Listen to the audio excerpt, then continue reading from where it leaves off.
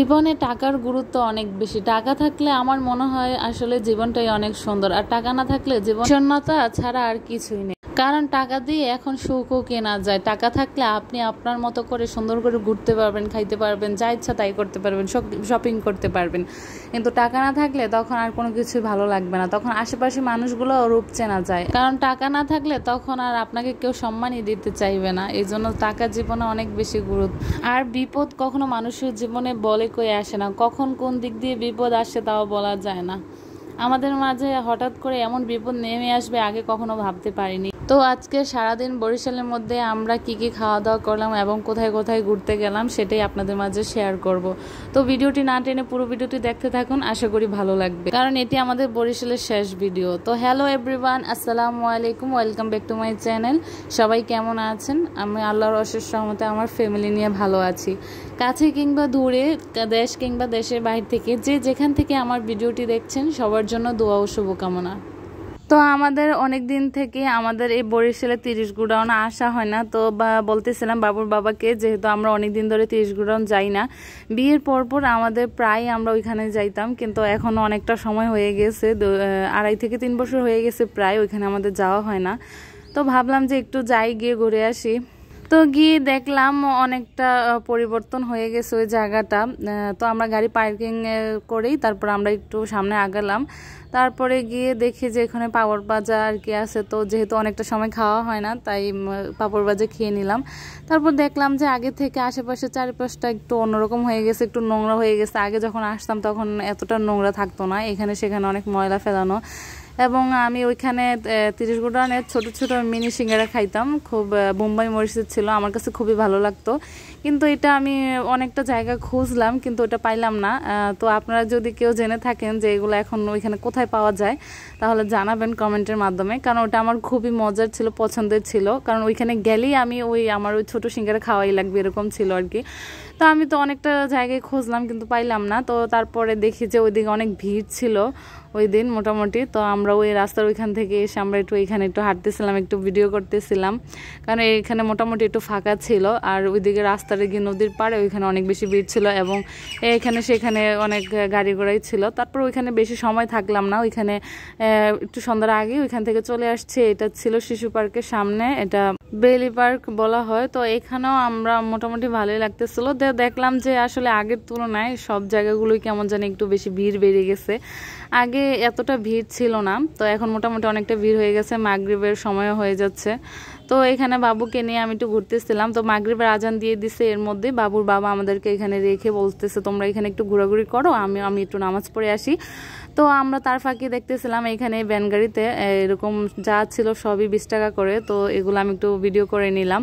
তো এখন সময় কাটতেছিল না, কি করব, যেহেতু বাবার আসতে নামাজ পড়ে আস্তে আস্তে একটু সময় লাগতেছিল, এখান থেকে মসজিদটা নাকি একটু দূরে। তো এই জন্য আমরা কি করব ভাবতে ভাবতে আমরা দেখলাম যে এখানে সবাই খুব ভালো ভিড় ছিল। তো মুড়ি খাবো, তো দেখছি যে কয়েক পদের মশলা দিয়ে এখানে মুড়ি বানানো হচ্ছে। তো চুই জালের ছিল, তারপর সাথে কলিজা বুনা, আরও কয়েক ধরনের ছিল এখানে, বুট দিয়ে মুড়ি মাখা। তো আমি চুই জাল দিয়ে একটা মুড়ি অর্ডার করে ফেললাম।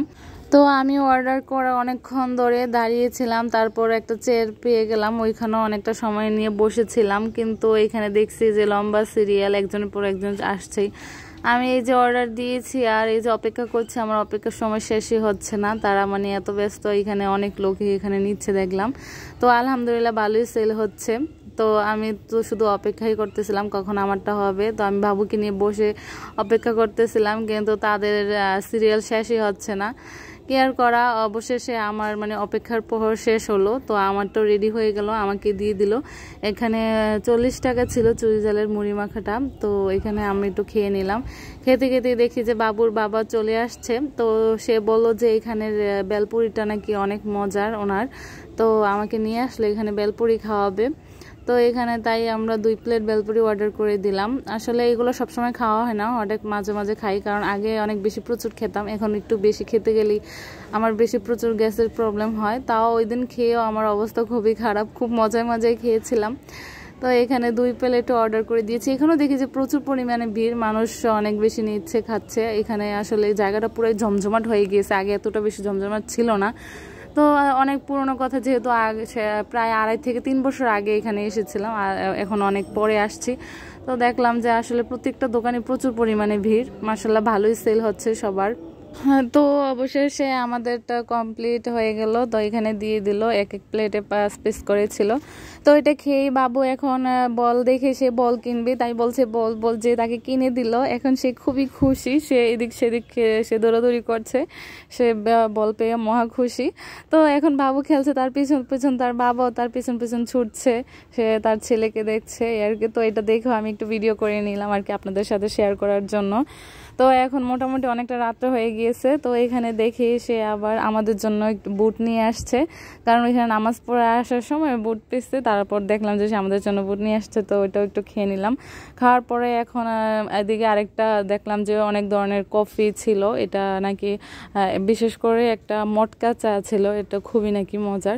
তো আমি আগে কখনো খাইনি, কিন্তু বাবুর বাবা আগেও এসেছিল, তো আমাকে নিয়ে আসলো যে এখানে এটা তোমাকে খাওয়াই, এটা খুবই মজা। তো দেখছি যে ও মা যেখানে যাই সেখানে খুবই ভিড়, এখানেও আসলাম, এসে তারপরে অনেক কষ্টে একটা মানে সিট এখানে একটু খালি পেলাম। তো এখানে বসে পড়লাম, তারপর বসে এখন অপেক্ষা করছি। তো এখানেও দেখতে পাচ্ছেন আপনারা যে আশেপাশে কতটা ভিড় ছিল, এখানে অনেক লোক।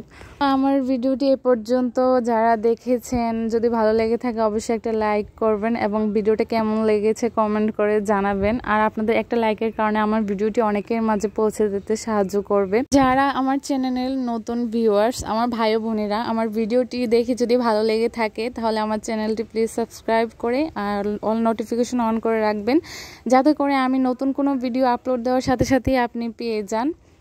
আর যারা অলরেডি করেছেন তাদেরকে অসংখ্য ধন্যবাদ। তো অবশেষে আমাদের এই মটকা চা চলে আসলো।